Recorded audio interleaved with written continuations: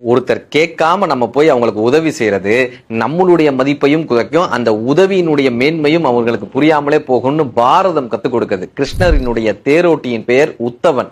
அந்த உத்தவன் கேட்கிறாரு, கிருஷ்ணா நீ நினைச்சிருந்தா இந்த பாரத போரை தடுத்திருக்கலாமே, இந்த தர்மனை சூதாட விடாம பண்ணிருக்கலாமே. கிருஷ்ணர் சிரிச்சிருக்காரு. துரியோதன் பக்கம் சகுனி சூதாடுனானா, அப்ப தர்மன் என்ன பண்ணிருக்கணும், என்னை அழைச்சிருக்கணுமே. ஆனா தர்மன் என்ன தெரியுமா நினைச்சான், நான் அந்த இடத்திற்கு வந்து விடவே கூடாது என்று தர்மன் நினைத்தான். நான் அந்த சூதாட்ட கூடத்தினுடைய வாயிலே நின்று கொண்டிருந்தேன்.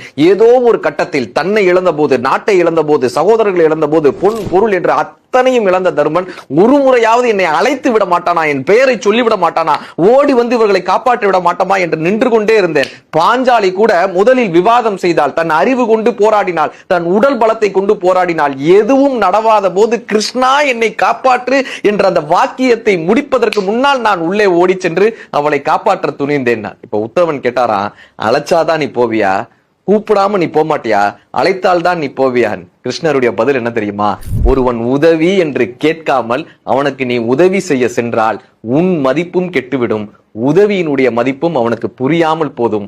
இது கடவுள் என்றாலும் அவருக்கும் பொருந்தும். ஒருவர் உதவி என்று கேட்காமல் அவர்களுக்கு நீங்கள் உதவி செய்தால் அந்த உதவி வீணானதாக